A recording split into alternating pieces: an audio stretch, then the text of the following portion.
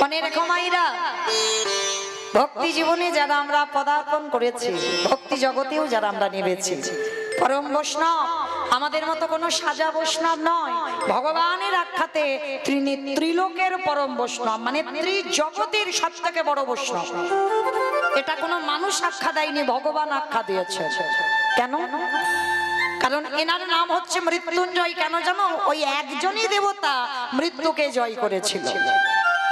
পৃথিবীতে যত যত দেবদেবী আছে সবাইকে মরতে হয়েছে, এমনকি আমার ভগবান কৃষ্ণকে দেহত্যাগ করতে হলো। ভাগবত বলছে, এটা মৌমিতা বলছে না। 125 বছর বয়সে জরা ব্যাধির তীরে তাকে দেহত্যাগ করতে হলো। তাহলে কৃষ্ণকে দেহত্যাগ করতে হয়েছিল শুধু একজন, যিনি হলেন পরম বৈষ্ণব বাবা ভোলানাথ। সত্য যুগে মরণ হয়নি, ত্রেতা যুগে মরণ হয়নি, দ্বাপর যুগে মরণ হয়নি। শুধু কলিযুগে রূপটা পরিবর্তন করে নাভা দেবীর গর্ভে জন্ম নিল কমলাক্ষ। তাহলে ওই জন্য তিনটে যুগে মৃত্যুকে জয় করেছিল বলে ওনারই নাম হলো মৃত্যুঞ্জয়। আর আমরা বৈষ্ণব ধর্ম অবলম্বন যারা করছি, বাবা সামনেই আসছে শ্রাবণ মাস, চাতুর্মাস ব্রতের মাস। 4টে মাস আমাদের অনেক কিছু নিয়ম আছে। এই চাতুর্মাস ব্রত পালন করতে হয়। শ্রাবণ মাস, ভাদ্র মাস, আশ্বিন মাস, কার্তিক মাস। বহু ভক্তরা দামোদর ব্রতের মাসটা শুধু পালন করে, কার্তিক ব্রতের মাস। কিন্তু বহু বহু ভক্তরা এই সামনের মাস থেকে, শ্রাবণ মাস থেকে একেবারে কার্তিক মাস, দামোদর ব্রতের মাস পর্যন্ত পালন করবে। কেন? এই 4টে মাস হচ্ছে বাবা খুব ভজন সাধনের মাস। যেমন ভগবান 3টে মাসকে ডিসকাউন্ট দিয়েছে, যেমন বৈশাখ মাস, মাঘ মাস আর নিয়ম সেবা দামোদর ব্রতের মাস। যদি কেউ সারা বছর আমিষ আহার করে, নিরামিষ হয়তো পেতে পারেন না, অনেকে আছে বাবা এমন ভক্ত পাচ্ছেন না নিরামিষ খেতে, কিন্তু চরণ ধরে বলে যায় অন্তত চেষ্টা করবেন এই 3টে মাস বিশেষ করে নিরামিষ আহার করতে। বৈশাখ মাস, মাঘ মাস আর নিয়ম সেবা কার্তিক ব্রতের মাস। আর আমরা বৈষ্ণব পদ অবলম্বন যারা করেছি সামনের মাস, এই সামনের মাসটার বাবা আবার একটা বিশাল মাহাত্ম্য আছে। আমার এই পরম বৈষ্ণব বাবা ভোলানাথের মাস, জানো তো? বহু বহু ভক্তরা এই মাসটা একটা মাসে হয়তো নিরামিষ আহার করে। চেষ্টা করবেন সামনের মাসে 4টে সোমবার, 4টেই পড়বে মাসে, হিসাব করে দেখবেন এই 4টে সোমবার অবশ্যই আমার পরম বৈষ্ণব ভোলানাথের কৃপা পাবার জন্য আমার ভোলানাথের ব্রত অবশ্যই পালন করবেন। কেন জানেন? অনেকে বলে বাবা শিবরাত্রি ব্রত করে, কেন করে? বলে স্বামীর মঙ্গলের জন্য। ভুল কথা, স্বামীর মঙ্গল টঙ্গল নয়, ওইটা যে শুধু নারীদের ব্রত এটা ভুল কথা, পুরুষদেরও ব্রত সবার। কারণ ভোলানাথের ব্রত এই জন্য পালন করা হয়, তিনি হলেন ভগবানের খুব প্রিয়। আর ভোলানাথের কৃপা পেলে তারপরে ভগবানের কৃপা পাওয়া যায়, কারণ তিনি হচ্ছে কৃষ্ণ ভক্ত। আগে জানতে হবে মা, ভগবান নিজেই বলেছে আমা হতে নাম বড়, নাম হতে ভক্ত বড়, ভক্ত হতে ভক্তের পদধূলা আরো বড়। তাহলে শিবরাত্রি ব্রত এই জন্য পালন করা হয়, এই যে শ্রাবণ মাসের ব্রত যারা পালন করবেন এই জন্য পালন করবেন যাতে আমার কৃষ্ণ প্রাপ্তি হয়ে যায়। নিতাই গৌর প্রেমানন্দে হরি বল, হরি বল। মনে রাখবে মায়েরা, সরাসরি কোনোদিন ভগবানের চরণে যাওয়া যায় না, আগে ভক্ত চরণ ধরতে হবে। আর যত ভক্ত চরণ আশ্রয় করবে তত তাড়াতাড়ি তোমার গৌর গোবিন্দ কৃপা হয়ে যাবে। নিতাই গৌর হরি বল, হরি বল। ওই জন্য বলছে বাবা সাধু সঙ্গ, সাধু সঙ্গ সর্বশাস্ত্রে কয়, লোবা মাত্র সাধু সঙ্গ কৃষ্ণ প্রাপ্তি হয়ে যায়। তাহলে সাধু সঙ্গ করো, ভক্ত সঙ্গ করো।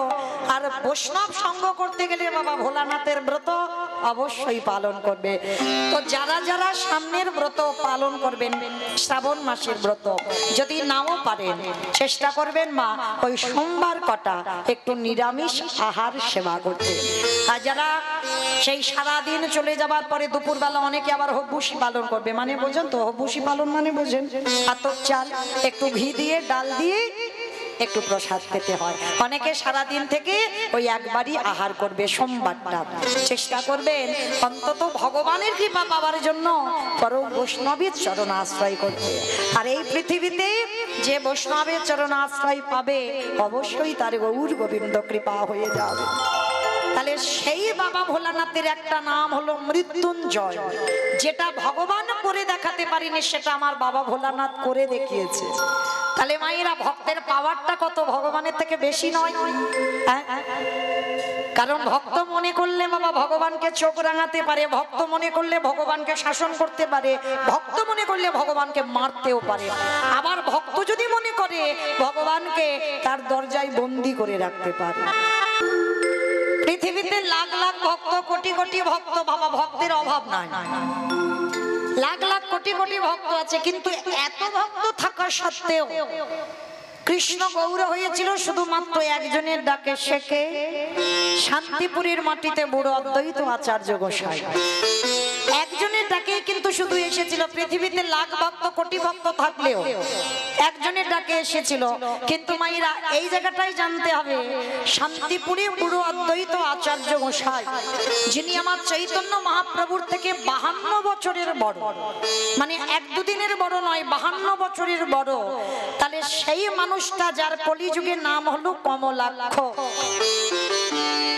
ছোটবেলার নাম হচ্ছে কমলাক্ষ, বড় হতে দীক্ষা নেবার পরে নাম হয়েছিল অদ্বৈত আচার্য। কিন্তু মাইরা এই জায়গাটা আমাদের জানার বিষয়, এত ভক্ত থাকা সত্ত্বেও যিনি মহাপ্রভুর থেকে 52 বছরের বড়, 12 বৎসর তুলসী ভাসিয়ে কৃষ্ণকে কলিকালে গৌর করে এনেছেন। কেন? তাহলে আগে জানতে হবে মা ওই মানুষটার ভিতরে কতটা পাওয়ার ছিল, তাই না? যার জন্য জগতে এত ভক্ত থাকা সত্ত্বেও ওই একজনেরই ডাকে আসতে হলো। 12 বৎসর মানে এক যুগ তুলসী ভাসিয়েছিল, 12 বৎসর মানে এক যুগ তুলসী ভাসিয়ে কৃষ্ণকে গৌর করে এনেছিল। তাহলে আজকের আমরা জানবো সেই মানুষটার মধ্যে যে পাওয়ারটা ছিল, সে মানুষটা কি করে অত পাওয়ারটা পেল, যার একটা নাম হচ্ছে বাবা মৃত্যুঞ্জয়। অমাইরা বলো তো দেখি, মৃত্যুঞ্জয় কোন ঠাকুরকে বলে? শিব ঠাকুর। বাহ, শিব ঠাকুরের একটা নাম হচ্ছে মৃত্যুঞ্জয়। ভগবান কি করেছে জানো? ওদের বাড়ি বসে থাকতে থাকতে কুর্ম হয়ে জলের তলায় বসে আছে। অমাইরা, কুর্ম মানে কি গো? কুমির, কচ্ছপ। বাহ, কুর্ম মানে কচ্ছপ। ভগবান একবার কচ্ছপ হয়েছিল জানো তো? ওই জন্য কচ্ছপ টচ্ছপ খেতে নেই। ভগবান একবার কচ্ছপ হয়েছিল, খাও না তো কেউ। ভগবান একবার মৎস্য হয়েছিল, ওই জন্য মাছও খেতে নেই, খাও না তো কেউ। খাও, আমি বারণ করছি না, কিন্তু যেমন পিস পিস করে তেলে ভাজছো, তোমারও পিস পিস করে তেলে ভাজা হবে। তো আছে ভগবান কচ্ছপ হয়ে জলের তলায় বসে আছে। তো বটু তো জানে না, চাল ডালটা নিয়ে নাচতে নাচতে নাচতে নাচতে একেবারে পর তো পর বাবা কচ্ছপের পিঠে পা পড়ে। আর যারা কচ্ছপ দেখেছো মা, কচ্ছপের পিঠটা দেখেছো পিছন, আমার ভগবান আজ ভক্তির লাগি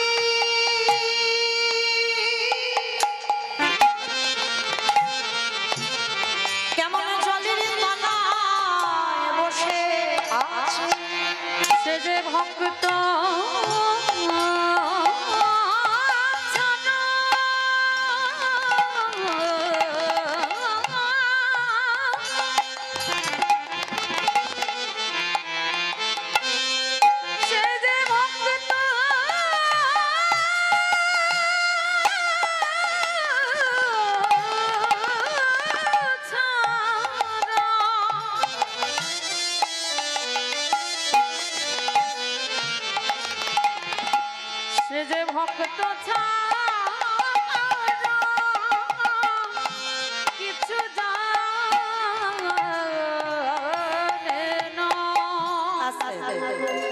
ছোট্ট ছেলেটা কি করেছে বাবা, ওই যেই না কচ্ছপের পিঠে পাটা দিয়েছে, পা পিছলে ছেলেটা একেবারে যমুনারে জলে।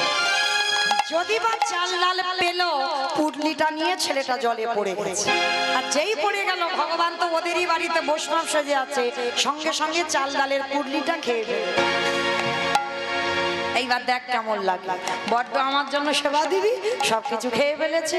এইবার ছোট্ট ছেলেটা কেঁদে উঠলো, মা তোর এত লোক, আমার বৈষ্ণব সেবার চাল ডাল তুই খেয়ে নিলি, ঠিক আছে এবার আমার জীবনটা তোর খেতে হবে, তৈরি হ। যেই না বাবা জীবনটা নেবে বলে আমার ছোট্ট বটু এক পা দুপা করে জলে নামছে, এক্ষুনি আমায় তোর জলে প্রাণ ত্যাগ করবো। ভগবান ওদেরই বাড়িতে বসে বসে ভাবছে, হায় হায় হায় হায়, ছেলেটা যদি মরে যায় আমাকে তো ভগবান বলবে না, তাহলে বাঁচাতে হবে। কিন্তু কি করে বাঁচাবো, কি করে বাঁচাই, কি করে বাঁচাই, কি করে হয়েছে। ওরই বাবাকে ডেকেছে, মনিবাব তুমি কেমন বাবা? ছেলেটা সেই যে দুপুর বেলা ভিক্ষায় গেল, এখনো ফিরছে না, তুমি খোঁজ খবর নেবে না? তাই তো বাবা মনে মনে ভাবছে ছেলের এত তো দেরি হওয়ার কথা নয়, তাহলে এত দেরি হচ্ছে কেন, দাঁড়াও একবার দেখে আসি। ঠিক আছে বাবা আপনারা একটু বসেন, আমি দেখি ছেলেটা কোথায়। শোনো, তোমার ছেলে মনে হচ্ছে যমুনার পাড়ে খেলছে। কিরম বদমাস দেখেছো, মানে একবার করে ভক্তরে ঠেলে দিচ্ছে বিপদের মুখে, আর একবার করে বাঁচাচ্ছে। আর বাবা ছুটে গেল যমুনার ঘাটে, গিয়ে দেখলো ছেলেটা গলা পর্যন্ত জলে নেমে আছে। এই বোকা, আগে শিগগিরই ওঠ, সাঁতার জানিস না তুই, জলে নেমেছিস কেন? সর্বনাশ, আর একটু গেলে তুই জলে ডুবে যাবি, আগে ওঠ বলছি। মরা হলো না, মৃত্যুটা তো খুব কঠিন মা, বেঁচে থাকাটা সোজা, মৃত্যুটা কঠিন। মরি বললে মরা হবে না কি মাইরা, মরি বললে মরা হবে? আমি যদি বলি এক্ষুনি এখনই আমি মরবো, মরতে পারবো? পারবো? বলে হ্যাঁ পারা যাবে। কেন, একটু বিষ খেয়ে নিলেই তো মরে যাবে। বলে না, খাও খাও, একটু আড়ালে গিয়ে খাও, আর কেউ যদি দেখে ফেলে, একবার যে খাবে দ্বিতীয়বারে আর খাবে না, মানে একবার হাসপাতাল থেকে ফিরে এলে আর খাবে না, তাই না? তাহলে ভাইরা মরি বললে মরা হবে না, ওই জন্য বলছে কে যে কিভাবে মরবে জগতে কেউ জানে না, কেউ বলতে পারবে না এখানে। ওই জন্য শাস্ত্র বলছে কেউ খাইয়ে মরে, কেউ খাইয়ে মরে, কেউ নিয়ে মরে, কেউ দিয়ে মরে, কেউ শুনে মরে, কেউ দেখে মরে, কেউ বলে মরে, কেউ ভালোবেসে মরে। এই যা যা কথাগুলো বলছে একটা কথা গ্রন্থের বাইরে নেই বাবা, সব গ্রন্থের ভিতরে আছে, একটা আজে বাজে কথা নয়। কারো জানা থাকলে বলতে পারবেন। কেমন খেয়ে মরেছিল কে, খেয়ে মরেছিল কে, কারো জানা থাকলে বলো। বকাসুর, বকাসুর খেয়ে মরেনি, কৃষ্ণ গোষ্ঠে গেল এমন করে গিলে খেলো একেবারে হরিবোল হয়ে গেল বকাসুর। আর পরেরটা সবাই পারবে, খাইয়ে মরেছিল কে, পুতনা। একটু ভাবতে হবে, শুধু যে আমার মুখের দিকে তাকিয়ে থাকলে হবে না, একটু শাস্ত্র চিন্তা করতে হবে। তাহলে পুতনা খাইয়ে মরেছিল, 6 দিনের ছেলে কৃষ্ণ স্তনে বিষ মাখালো আর এমন করে টান দিল হয়ে গেল পুতনা, হরি বল। তাহলে খেয়ে মরল বকাসুর, খাইয়ে মরল পুতনা। নিয়ে মরেছিল কে, আমি অপশন দেব, আপনারা খুঁজে বের করবেন। রামায়ণ নিয়ে মরেছিল, ভাবো পেয়ে যাবে। রাবণ নিয়ে মরেছিল, রাবণ। সীতা নিল, 1 লক্ষ ছেলে, 1.25 লক্ষ নাতি, বংশে বাতি দেওয়ার মতো কেউ ছিল না, তাহলে নিয়ে মরলো না। আমি তো অপশন দিলাম রামায়ণ, তাই না? তাহলে খেয়ে মরলো, খাইয়ে মরলো, নিয়ে মরলো, দিয়ে মরেছিল কে, অপশন মহাভারত। দিয়ে মরেছিল কর্ণ, বন্ধ করো। দিয়ে মরেছিল কর্ণ, কবচ কুণ্ডল দিল বলেই তো কর্ণ বধ হলো, না হলে হতো না। তাহলে খেয়ে মরলো, খাইয়ে মরলো, নিয়ে মরলো, দিয়ে মরলো। শুনে মরেছিল কে, মহাভারত। না, শুনে মরেছিল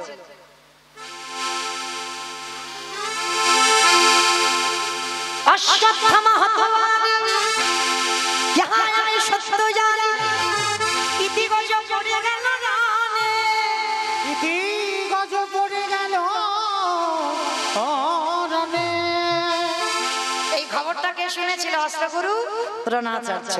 আর দ্রোণাচার্য পুত্রের মৃত্যু সংবাদ শুনে হরিবল হলো। তাহলে খেয়ে মরলো, খাইয়ে মরলো, নিয়ে মরলো, দিয়ে মরলো, শুনে মরলো। দেখে মরেছিল কে, হিরণ্যকশিপু। দেখে মরেনি, প্রহ্লাদকে বলেছিল প্রহ্লাদ তোর হরি কোথায় থাকে, বলে যেদিকে তাকাবো সেদিকে আমার হরি। এই ফটিক স্তম্ভে তোর হরি আছে, বলে আছে। ভগবান ভক্তের জন্য রড বালি সিমেন্টের ভিতরে ঢুকে বসেছিল, তাহলে কতটা দীনতার প্রতিমূর্তি ভক্তের প্রতি। তাহলে ওইখান থেকে বাইর হলো, দেহটা মানুষ, মুখটা পশু। কোন ঠাকুর, গণেশ ঠাকুর। আই দেখো নাকি গণেশ ঠাকুর, মানে বুদ্ধিটা দেখেছো, দেহটা মানুষ বলেছি, মুখটা পশু বলেছি, ওই জন্য গণেশ ঠাকুর। আমাইরা কোন ঠাকুর, না নৃসিংহ, বাহ, নৃসিংহদেব আর ওই নৃসিংহ রূপ ধরে হিরণ্যকশিপুরকে বধ করেছিল। কিন্তু বাবা এই হিরণ্যকশিপুরের একটা বর দেওয়া ছিল না, ওই রূপটা তো এমনি এমনি ধরেনি। ওরই দাদা হিরণ্যাক্ষকে বধ করেছিল বরাহ রূপ ধারণ করে, আর হিরণ্যকশিপুরকে বধ করেছিল নৃসিংহ রূপ ধারণ করে। মানে দুইটো অবতার দুই ভাইয়ের জন্য, দুটো অবতার ধরেছিল দুই ভাইয়ের জন্য। তাহলে এই জায়গাটা একটু বিচার করে দেখেন, এই রূপটা ধরেছিল কেন ভগবান? হিরণ্যকশিপুরকে একটা বর দেওয়া ছিল, কোনোদিন নারী নয় পুরুষ নয় পশুতে ওকে মারতে পারবে না, জলে নয় স্থলে নয় অন্তরিক্ষে মারতে পারবে না, ঘরে মারতে পারবে না, বাইরে মারতে পারবে না, দিনে মারতে পারবে না, রাতে মারতে পারবে না, মাসে মারতে পারবে না, বারে মারতে পারবে না। মূর্খ হিরণ্যকশিপুর ভেবে রেখেছিল তাহলে তো আমি অমর। ভগবান বললেন পাগল, অমর নয়, আমি একটা একটা জায়গায় ফাঁকা রেখে দিয়েছি। যার জন্য তো ভগবান ওই রূপটা ধরলো, নারী তো নয় পুরুষও নয় পশুও নয়, ওই নরসিংহ রূপ ধরে হিরণ্যকশিপুরকে বধ করলো। হিরণ্যকশিপুরকে যখনই বধ করবার জন্য এলো, হিরণ্যকশিপুর বলেছিল মূর্খ তুমি আমায় মারতে পারবে না। বলে কেন? বলে নারী পুরুষ পশুতে মারবে না, বলে ওই জন্য তো আমি এই রূপটা তোর জন্য ধরেছি, শুধু তোকে মারবার জন্য। বলে তবুও মারতে পারবে না। বলে কেন? বলে আমি তো জলে নয় স্থলে নয় অন্তরিক্ষে মরবো না, বলে ওই জন্য তোকে মারবো আমার উরু দেশে। হিরণ্যকশিপুরকে মেরেছিল উরু দেশে, জলে নয় স্থলে নয় অন্তরিক্ষে নয়। বলছে হিরণ্যকশিপুর বলছে তবু মারতে পারবে না। বলে কেন? বলে শোনো আমি ঘরে মরবো না বাইরে মরবো না। হিরণ্যকশিপুর বলেছিল ঘরে মারবো না বাইরে মারবো না, তোকে তোর ঘরের চৌকাঠের উপরে দাঁড়িয়ে মারবো, ওইটা ফাঁকা রেখেছিল। আবার বলছে দিনে মারবো না রাতে মারবো না। কখন মেরেছিল?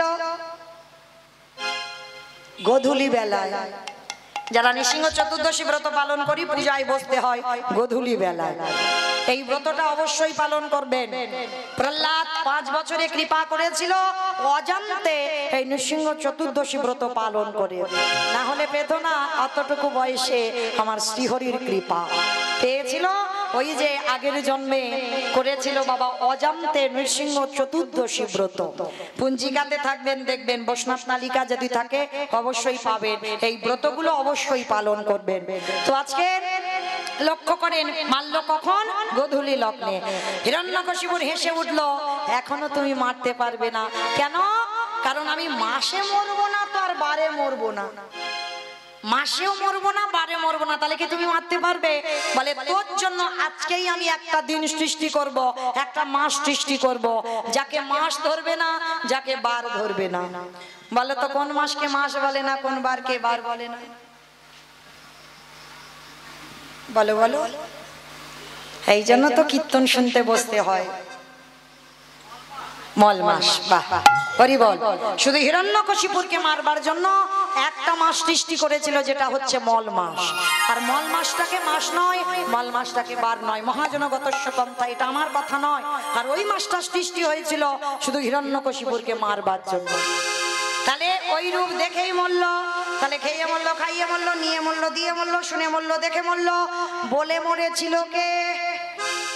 দক্ষ রাজা 60টার মেয়ের মধ্যে একটা মেয়ে সতী। দক্ষ যজ্ঞ হয়েছিল, সব জামাইকে বলেছিল, আমার বাবা শিবকে বলেনি। তখনই সতী বলেছিল আমার স্বামীকে তুমি অপমান করলে, সব জামাইকে বললে আমার স্বামীকে বললে না। এই মুহূর্তে তোমার বাড়িতে আমি বিনা নিমন্ত্রণে এসেছি, আমার স্বামীকে যেখানে নিমন্ত্রণ করা হয়নি আমি অপমানিত হলাম, এই মুহূর্তে আমি আমার দেহ ত্যাগ করবো। সতী দেহ ত্যাগ করে দিল, তাহলে বলেই মৃত্যু হলো। তাহলে খেয়ে মরলো, খাইয়ে মরলো, নিয়ে মরলো, দিয়ে মরলো, শুনে মরলো, বলে মরলো, দেখে মরলো।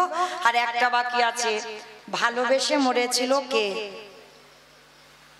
আমি বলবো? বলো। ঋতুপর্ণা।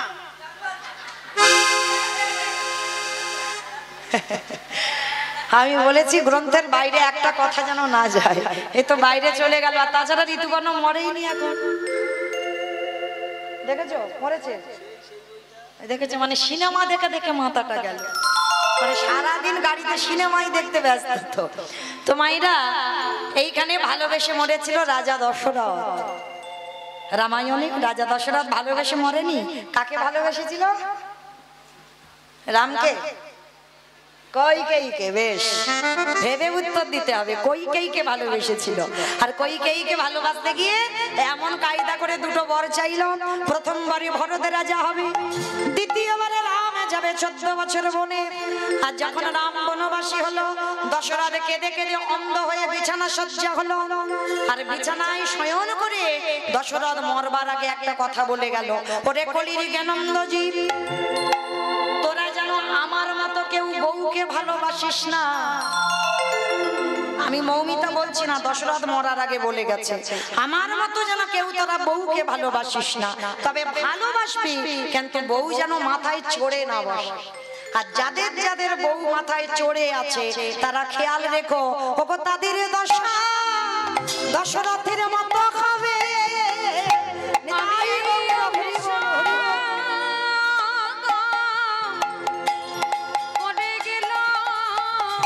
বলে তাদের দশা দশরথের মতো হবে।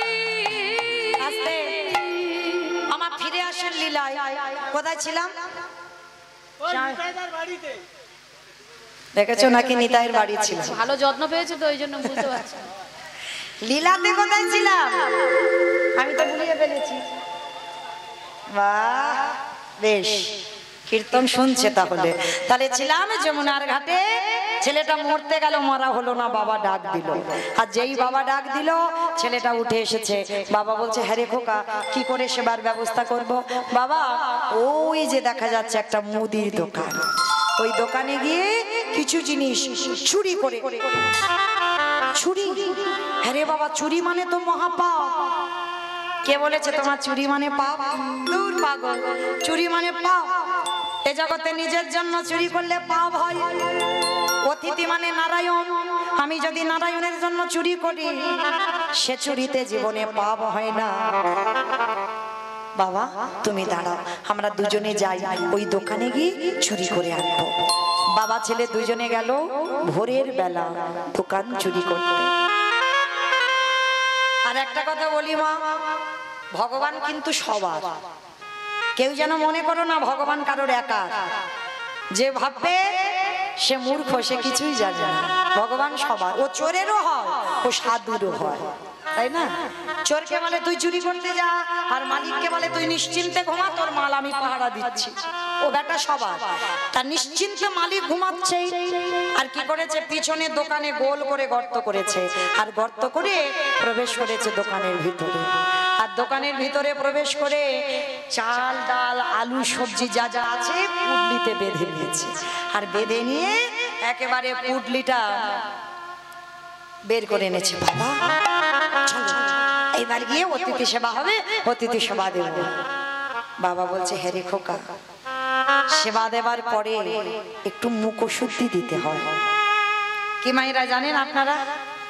এটা মৌমিতার কথা নয়, মহাজনেরা বলছেন একজনকে যদি নিমন্ত্রণ করে সেবা দেন, সেবার পরে মুখশুদ্ধি দিতে ভুলে যাবেন না, কোনোদিন ভুলে যাবেন না।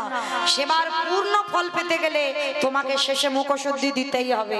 যেমন ভগবানের প্রিয় মুখশুদ্ধি হলো হরিতুকি। আর আমরা কি করি? আগে সব লোকেরা পান খেত, এখন আর সবাই পান খায় না। ওটা বাংলাদেশে গেলে দেখতে পাবেন, মানে এত পানের বাজার, সবাই সে হিন্দু বলো মুসলমান বলো সর্বক্ষণ পান চিবাতেই আছে। হ্যাঁ, তো আমাদের এখন আর অত পান কেউ খায় না বাবা। জোমান পান মশলা, এলাচ, লবঙ্গ, মৌরি, এগুলো হচ্ছে মুখশুদ্ধি। আর সেবার পর এইগুলো না দিলে পূর্ণ সেবার ফল পাওয়া যাবে না। আজকের বটুকে বলছে, হ্যাঁ রে খোকা, চাল ডাল তো দিলি, জানা বাবা আর একবার দোকানে গিয়ে তুই একটা হরিতুকি নিয়ে আয়। কেন বাবা বলবে? আর কেন ছেলেটা আবার দোকানে যাবে? বাবার কথা রাখতে প্রবেশ করলো দোকানের ভিতরে। ভগবান মনে মনে চিন্তা করলো, বটু এই তো সুযোগ, প্রথম পরীক্ষাটা করেছে, তোর রূপ ধরে গোটা মথুরার লোকের কাছে মার খাইয়েছি। কি মায়েরা মনে পড়ছে? ওর রূপ ধরে গোটা গ্রাম ভিক্ষা করে নিয়ে এলো। দ্বিতীয়বারে কচ্ছপ হয়ে জলের তলায় চাল ডাল খেয়ে নিয়েছি। এইবার তৃতীয়বার। আর এই পরীক্ষায় যদি উত্তীর্ণ হস তবেই জানবো তুই চিরকালের জন্য। শুরু হলো ভক্ত ভগবানের লড়াই। এইবার বটুকে করেছে, পানের থালার ভিতরে গিয়ে সবে হরিতুকিটা হাত দিয়েছে। আর ওদিকে ভগবান বাইরে থেকে স্বপ্ন দিচ্ছে দোকানদারকে। ভোরবেলা দোকানদার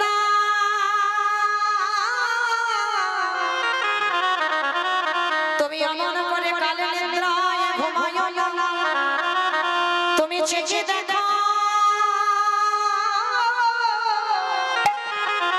তোমার মুদি দোকানে কেমন চুরি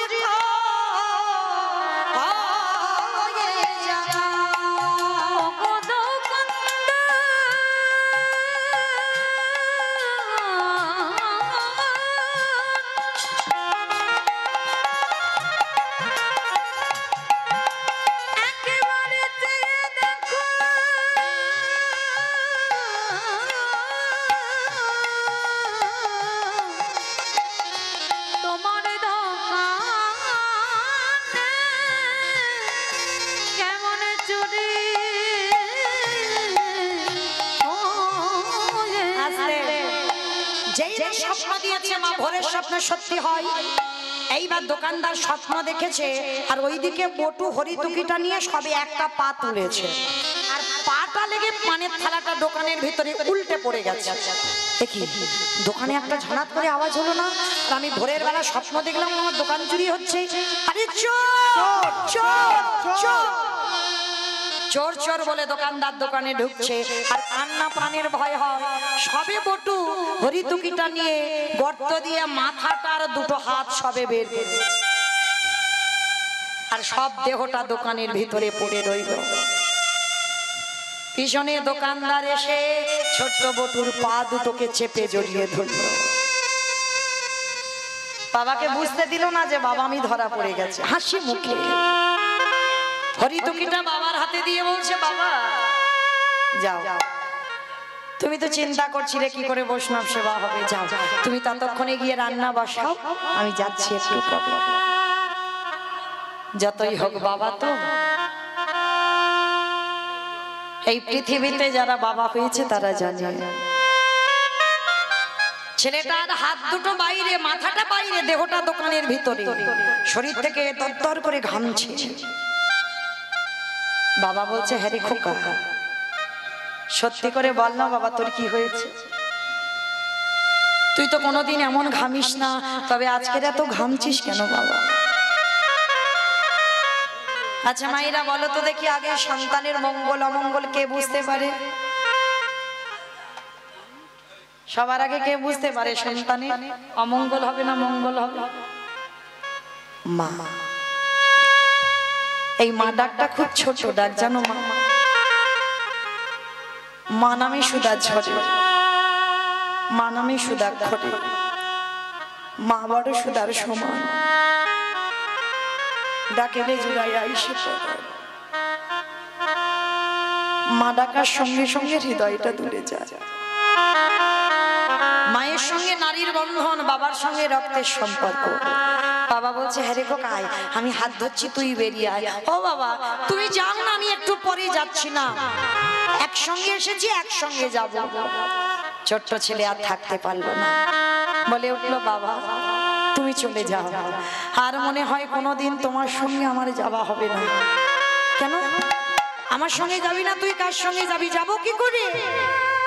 এরা যেভাবে আমার পা ধরে দোকানের ভিতরে টানাটানি করছে, যে কোনো মুহূর্তে আমাকে দোকানের ভিতরে নিয়ে যাবে। খোকা চুপ কর, চুপ কর বাবা, তুই চুপ কর। তুই মনে করে বলিস না আমি যে বাবা হয়ে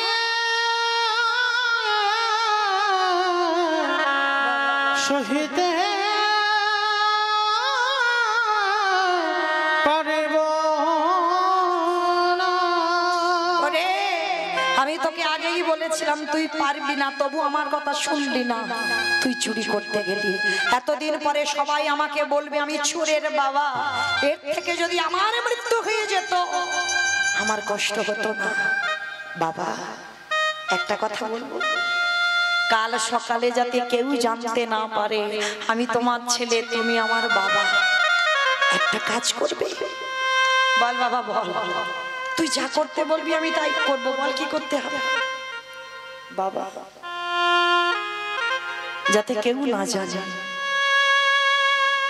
এই যে আমার মাথাটা বাইরে আছে, ওই যে অস্ত্রটা মাটিতে পড়ে আছে, তুলে না। তুলে নিয়ে একটা কাজ করো, ওই ধারালো চকচকে অস্ত্রটা দিয়ে আমার মস্তকটাকে তুমি ছেদন করে নিয়ে পালিয়ে যাও। খোকা, খোকা চুপ কর, যা বলার বলেছিস খবরদার। ওরে ছোট মুখে যেটা এলো মুখে বলে দিবি, বাবা হ, সেদিন বুঝবি বাবাদের কত জ্বালা। এ জীবনে কোনো বাবা মা পারে না নিজের পুত্রকে নিজের হাতে বলি দিতে। কে বলেছে পারে না? ছোট ছেলেটার কত জ্ঞান কত চৈতন্য দেখেন, কে বলেছে পারে না? তুমি রামায়ণ পড়েছো, বেদ পড়েছো, উপনিষদ পড়েছো, এত এত গ্রন্থ পড়েছো, তুমি মহাভারতে কর্ণের চরিত্র পড়ো? কে গো মাইরা, মহাভারতে যারা কর্ণ চরিত্র শোনেন বা জানেন, পড়েছে, শুনেছেন তো? মহাভারতে কর্ণ ছিল একনিষ্ঠ ভক্ত। মহাভারতের পাতায় ভগবান তাকে দাতা বলেছে। কেন বলবে না গো? কর্ণের চরিত্রটা কেমন ছিল জানো? আর কর্ণের স্ত্রী ছিল মা পদ্মাবতী। একটা কথা মনে রাখবে মা, এখানে আমরা যে কজন নারী আছি আমরা বউ হয়েছি, আমরা স্ত্রী, আমরা সহধর্মিনী নয়। সহধর্মিনীর চরিত্র আলাদা হয়। স্বামীর ধর্মের কাজে যিনি সাহায্য করে, ধর্মের পথে যিনি ঠেলে দেয়, সেই হয় জগতে সহধর্মিনী। পদ্মাবতীর ঘরে ভগবান বৈষ্ণব সেজে এসেছিল পদ্মা। আর ভগবান বেশিরভাগ ভক্তের ঘরে যায় বাবা দ্বাদশীতে, একাদশীর পরের দিন। আর যারা যারা আমরা একাদশী পালন করি, পালনটা ঠিক টাইমে করতে হয়। তা একাদশীর পরের দিন দ্বাদশীতে ভগবান এসেছিল, পদ্মা আমি তোমার বাড়িতে দ্বাদশীতে প্রসাদ পাবো। বলুন কি পাবে? পদ্মা আমি তোমার বাড়িতে দ্বাদশীতে মাংস খেতে চাই। কি গো মাইরা, তা বলে জানো তোমরা খেও না। আগের দিন নিরামিষ আহার করতে হবে, পরের দিন দ্বাদশীতে নিরামিষ আহার করতে হবে। তাহলে ভগবান করেছে না, এটা পরীক্ষা, ভগবান খাই। বলছে দ্বাদশীতে আপনি বৈষ্ণব মানুষ হয়ে আপনি মাংস খাবেন। হ্যাঁ শুনলাম তোমার স্বামী নাকি দাতা হয়েছে, তবে শোনো পদ্মা, যে কোনো মাংস নয়, ত্রিশত্ব করো, তোমার স্বামী যদি দাতাই হয়, যে মাংস খেতে চাইবো সেই মাংস খাওয়াবে। পদ্মাবতী আগু পিছু বিচার করেনি, বলেছিল বেশ ত্রিশত্ব করলাম, যে মাংস খেতে চাইবেন দেব, দাও। তাহলে মৃগ মাংস পক্ষী মাংস নয়, তোমার একমাত্র পুত্র, তোমার একমাত্র নয়নের মনে, তোমার একমাত্র বুকের মানে, তার দেহটা টুকরো টুকরো করে মাংস করে আমার সেবায় দাও। পদ্মাবতী চমকে উঠলেন, আমার পুত্র বলি দিয়ে মাংস করে দিতে হবে? হ্যাঁ পদ্মা, তুমি ত্রিশত্ব করেছো, তাহলে স্বামীর ধর্মের অবমাননা করা হবে, বলো পারবে তো? পদ্মাবতী বলেছি, দয়াময় এটা কি করে সম্ভব? নিজ পুত্র বলে দিয়ে বৈষ্ণব সেবা। ঠিক আছে বাবা ঠাকুর, একবার আমি আমার ছেলের কাছ থেকে অনুমতি নিয়ে আসি। একটা কথা মনে রাখবেন বাবা, আমরা এই জগতের মানুষরা সন্তান পালন করতে জানি না, যার জন্য জীবনে এত দুঃখ কষ্ট পাই আমরা। মনে রেখো, সন্তান সেই একদিন থেকে 5 বছর পর্যন্ত সে যেটা বলবে তোমাকে শুনতে হবে, কোনো কাজে বাধা দিলে হবে না। কিন্তু 5 বছরের পর থেকে 15 বছর তোমাকে কঠিন শাসন করতে হবে। এই বয়সটা 5 বছরের পর থেকে 15 বছর কঠিন শাসন করতে হবে। আর 15 থেকে আর শাসন নয়, 15 থেকে তোমাকে সন্তানের সঙ্গে বন্ধু হতে হবে। আর এই নিয়মগুলো যে বাবা মা মেনে চলবে, সে বাবা মার আমার মনে হয় জীবনে কোনোদিন কষ্ট হবে না। কিন্তু শাসন করার সময় হচ্ছে 5 বছর থেকে 15 বছর 16 বছরের ভিতর, এর পরে নয়। এরপরে সন্তানের সঙ্গে তুমি বন্ধুর মতো চলবে, আর যে চলতে পারবে দেখবেন বাবা সে সর্বসুখী হবে সন্তানের প্রতি। নিতাই গৌর প্রেমানন্দে হরি বল, হরি বল, হরি বল। তো আজকে পদ্মামা বলছে একবার আমার ছেলের কাছ থেকে জেনে আসি।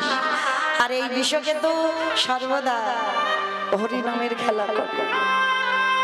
কি গো মায়েরা, আমরা সন্তান তৈরি করতে পারিনি, কিন্তু বিশ্বকেতু হরিনামের খেলা খেলছিল।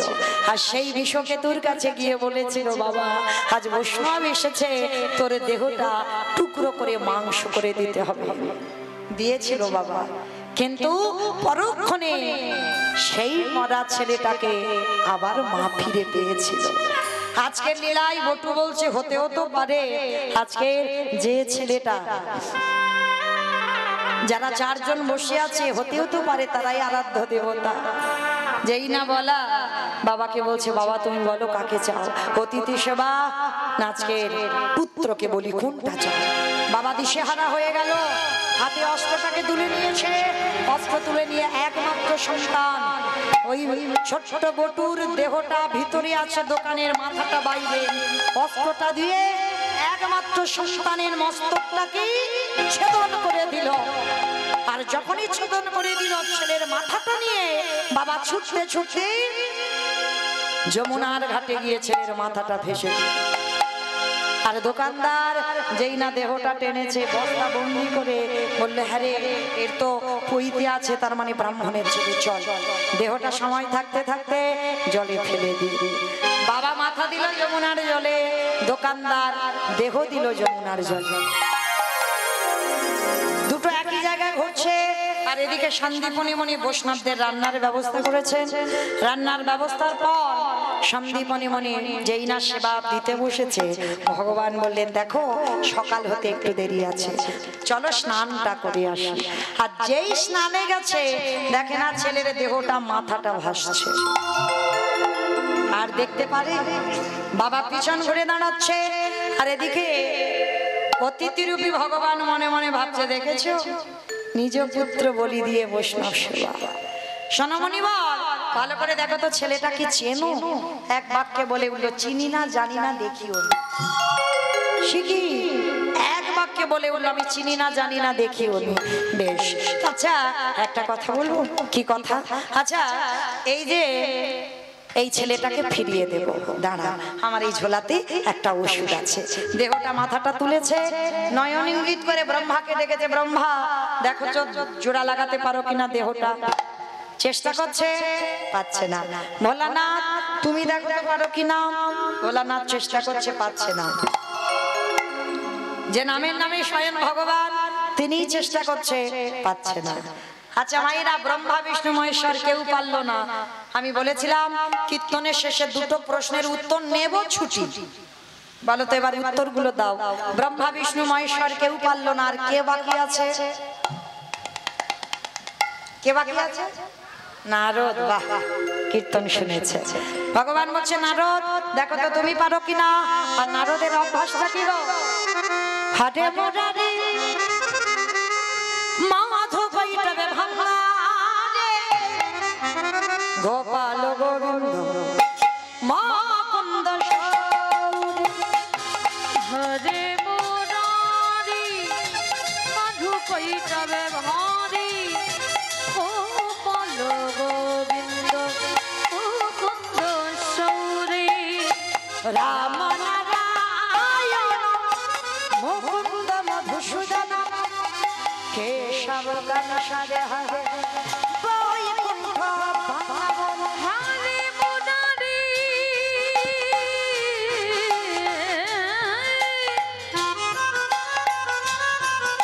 হরে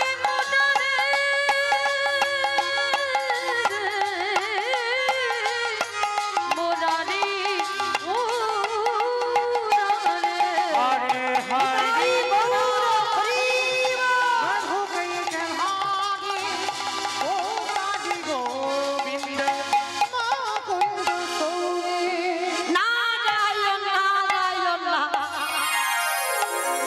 হাতে দেহ আর এক হাতে মাথা, যেই না দুটো এক জায়গা করেছে সঙ্গে সঙ্গে আঠার মতো আটকে গেছে। যেই না আটকে গেছে, নারদ বলছে ঠাকুর এটা কি করে হলো? বলে কেন? মনে করে দেখো ত্রেতা যুগের কথা, সীতা মাকে উদ্ধার করবে বলে হনুমান আর ভল্লুকের দল পরিশ্রম করছিল, একটা করে পাথরে ফেলে পাথরে জলে ভাসি। ভগবান মনে মনে ভাবলো আমার বউ চুরি হয়েছে, আমি কিচ্ছু করছি না। লক্ষণ ভাই কটা বাজে? 11:15। আমা কেউ ভুল বুঝো না, আমি টাইম জানতে চাইনি, রামচন্দ্র বলল কটা বাজে। তা বলে ভাই দেখ তো সব ঘুমানো ঘুমোচ্ছে। আপনারা নন, হনুমানের দল। তা রাত 11টা 11:30 বাজতে যায়, মানে 12টার ঘরে যাবো ভাব। তাই এইবার ছোট্ট একটা নুড়ি পাথর নিয়ে রামচন্দ্র সাগরে গেছে, আর গিয়ে যেই না ফেলেছে টপ করে পাথরটা ডুবে গেছে। চারিদিকে দেখছে ভাই কেউ দেখলো না তো, চারিদিকে দেখছে কেউ দেখলো না, কিন্তু গাছের ডালে থেকে হনুমান বলে প্রভু আমি দেখেছি। ঠাকুর রাত এই 11:30 বাজতে যাচ্ছে, তুমি নুড়ি পাথর ফেলতে এসেছো? বলে হনুমান কাউকে বলে দিও না, তোমরা ফেলছো শুধু ভাসছে, আর আমি ফেলছি খালি খালি ডুবছে কেন? হে হে রাম দয়াময়, আমরা যে পাথরে ফেলেছি তার গায়ে রামের নাম লেখা আছে, তুমি যে পাথরে ফেলেছো তার গায়ে রামের নাম লেখা নাই। আজও যারা যাবেন রামেশ্বরে গিয়ে দেখে আসবে, রামের নামের গুণে শিলা জলে ভাসে। বলি শোনো শোনো ও দয়াময়, রাম নামের গুণে শিলা জলে ভাসে। ফিরে আসার লীলায় নারদ মুনি বলছে ঠাকুর আমি বুঝতে পেরেছি, ত্রেতা যুগের রাম নামের গুণে শিলা জলে ভেসেছিল, আর আজকের আমার নামে কাটা দেহ জোড়া লেগেছে। ঠাকুর একটু দাঁড়াও, আমি যাব আর আসবো। ভগবান বলছে নারদ কোথায় যাবে? বলে ঠাকুর আমার জন্য একজন অনেক দিন ধরে বসে আছে, আমা আর একটা উত্তর দিলে বিছানা করে দিয়ে ঘুম পাড়িয়ে চলে যাব। আর একটা উত্তর দাও দেখি, নারদ মুনি কোথায় যেতে চাইছে? কে বসে আছে নারদের জন্য? কে বসে আছে ভুলে গেছো? তাহলে যাওয়াও হলো না, আমিও গেলাম না, চলো কীর্তন হতেই থাক।